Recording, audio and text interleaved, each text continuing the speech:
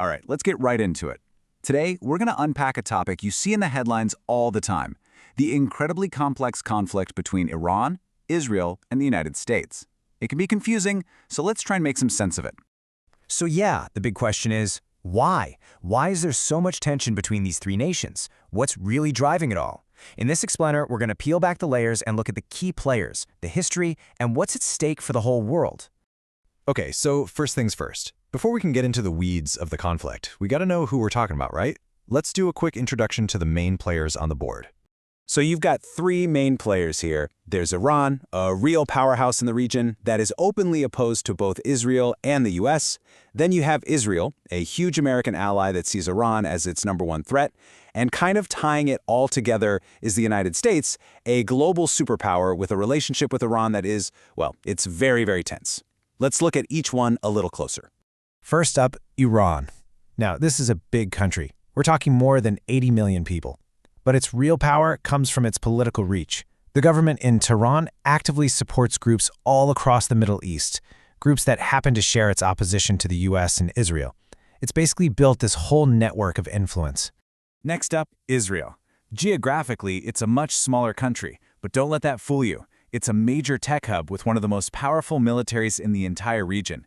And a crucial piece of the puzzle here is its rock-solid, long-standing alliance with the United States, which gives it a ton of military and political support. And that brings us to the United States. As a global superpower, it is deeply, deeply involved in the politics of the Middle East.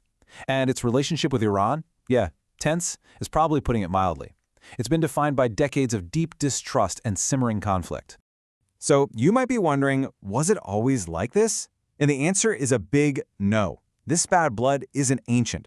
But to really get why things are so hostile today, we have to rewind the clock to one single, pivotal moment in history that changed everything.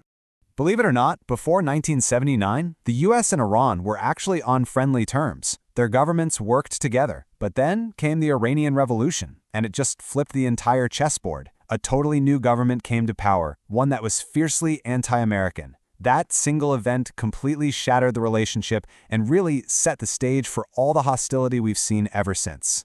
So fast forward to today, and the modern conflict really boils down to two huge issues. First, there's Iran's nuclear program, and second, there's its support for those various groups across the region.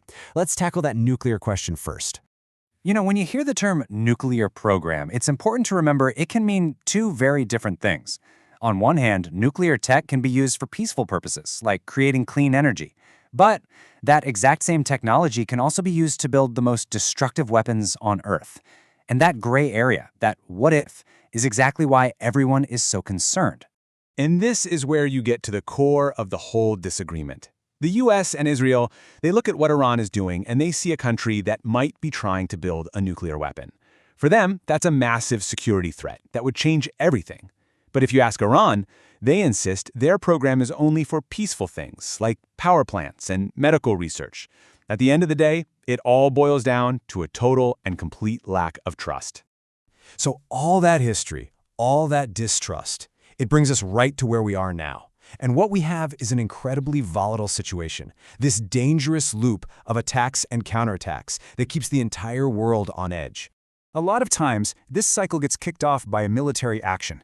For example, Israel has carried out strikes against targets that it says are connected to Iran, arguing that they're acting to stop a direct threat to their safety. But of course, a strike is almost never the end of it. It usually leads to some form of retaliation, a counterattack, maybe with drones or missiles. And it's this tit for tat, this constant back and forth escalation that makes everything so incredibly precarious. So let's walk through what this cycle actually looks like. The US often uses its economic muscle, putting heavy sanctions on Iran to try and squeeze its economy and limit its influence. In response, Iran pushes back by continuing its support for those powerful regional groups like Hezbollah. And while all this is going on, the rest of the world is just watching nervously, really worried this could all explode into a much bigger war, which leads to all those urgent calls for peace. And that peaceful option is diplomacy. It's just the idea of solving problems by talking and negotiating instead of fighting. You'll hear organizations like the United Nations pushing for it all the time. The problem is, when the disagreements are this deep and the trust is this low, finding a diplomatic off-ramp is a huge, huge challenge. So you might be listening to all of this and thinking, okay, this is happening halfway around the world. Why should I really care? And that's a fair question. But the thing is, a major conflict in the Middle East never just stays in the Middle East. It sends out ripple effects that, believe me, we all end up feeling. And what's the first and biggest ripple? Your wallet, specifically the price of oil. A huge chunk of the world's oil supply either comes from this region or has to pass through it. So if a major conflict breaks out and messes with that supply, well, energy prices can spike for every single one of us, no matter where we live. And higher oil prices don't just stop at the gas pump. When fuel costs more, it costs more to transport everything. That means the price of food at the grocery store, products you buy online, it all goes up. But the fallout isn't just economic. A big conflict can force countries to pick sides, which can totally shake up international alliances. It just ramps up political tension everywhere, making the entire world a less stable place. So yeah, this is way more than just a regional issue.